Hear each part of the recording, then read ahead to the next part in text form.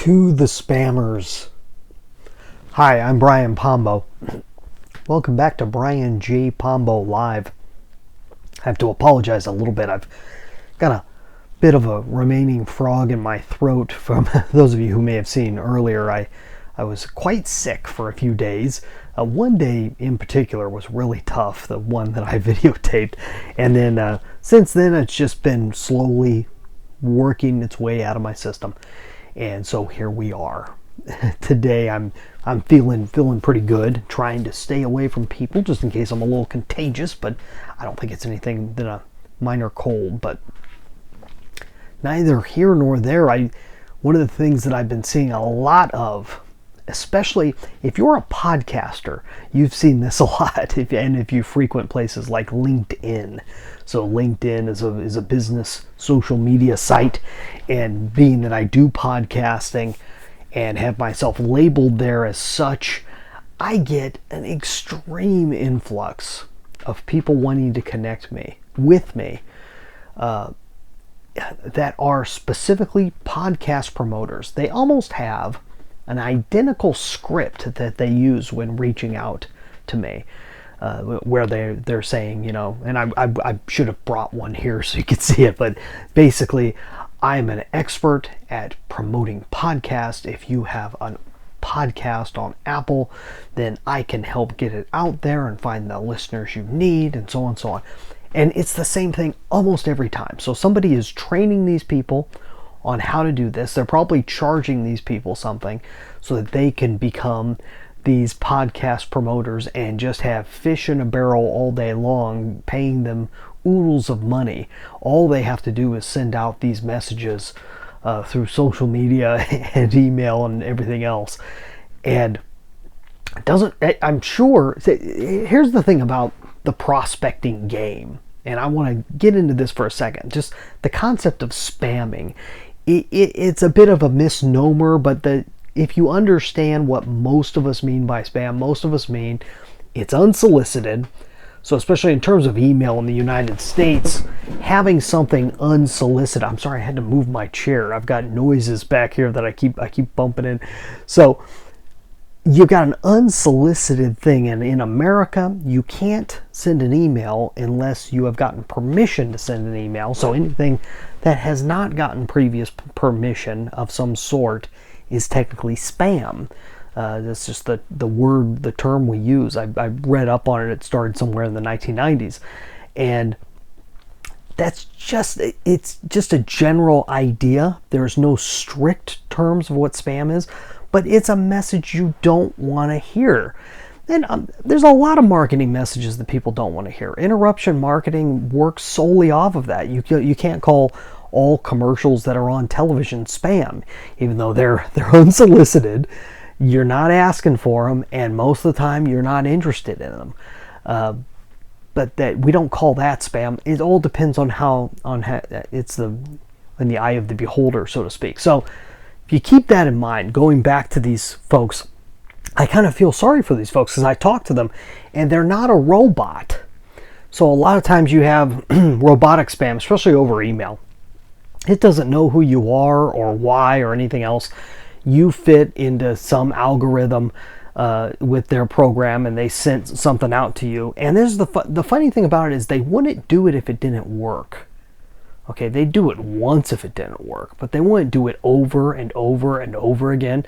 So spam, here's a marketing tip. Spam is very helpful because it gives you an idea. The things that you see constantly being used over and over again, they do have some value in terms of it's attracting somebody.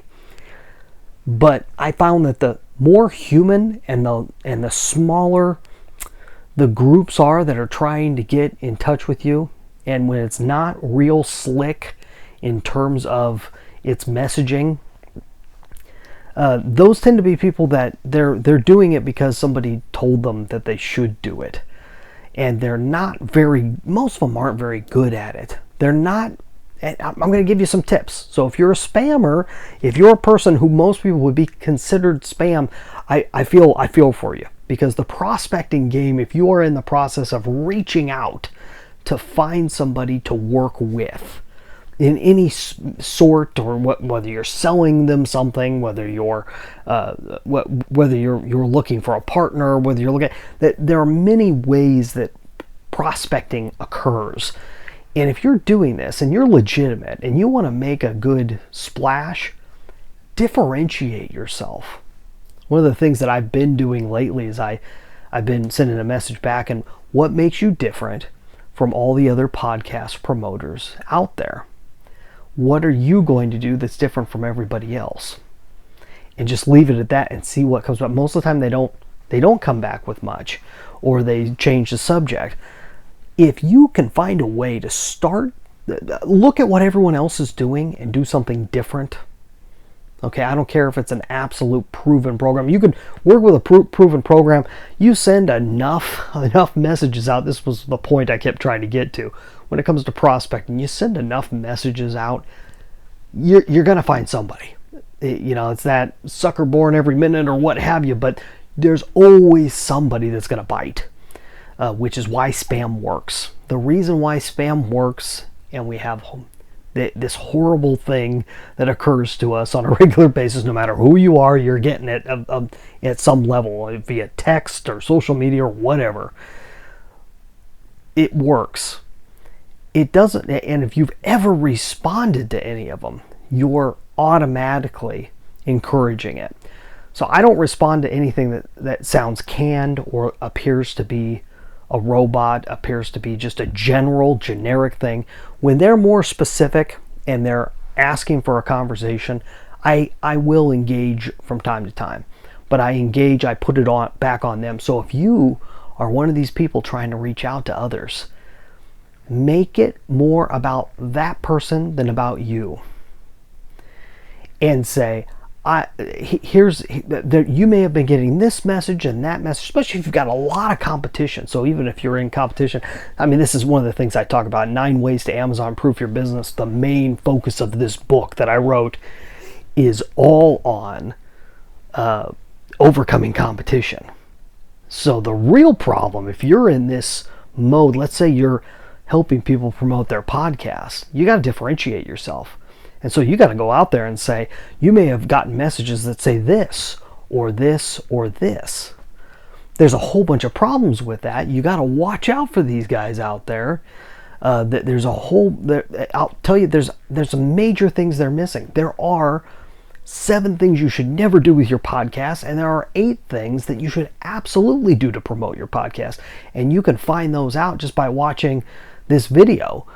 Just click over here to my website, or go check out this YouTube video that I put up where I go through them. Something simple. You don't even need to collect email, because you already know who the person is if you're doing any type of direct connecting that way. Doing something simple like that will differentiate you completely. It would pull in somebody like me. I would bite for something like that because it sounds different, because it sounds like you might actually know what you're doing. Or you might actually have a quick tip that I can run with. If you play off of that, you can have a conversation with people. Or say, hey, I'm currently working in podcast promotion. I'd love to find out more about what you do. I'm not looking to sell anything right away, but I am looking to meet more podcasters that are out there doing things. Would you mind a quick 5-minute conversation or something of that sort? You make it easy. Make it easy to connect. Make it easy to become human to the other person. Having a video, the reason why I mentioned video, it gives you instant humanity to the other person. These are tips that you could use even if you aren't a spammer, but these ideas would be especially useful to people who are on the bottom rung on the ladder of life, especially if you're somewhere else in the world, if you're in a third world country and you're just wanting to break free. Hey, start here. Start with what you got. It may not be the perfect vehicle, but start where you are and work your way up. You'll find the right people if you go at it with the right spirit. That's all I've got for tonight. Hey, we're getting close to the holidays. I'll be down in California next time I see you.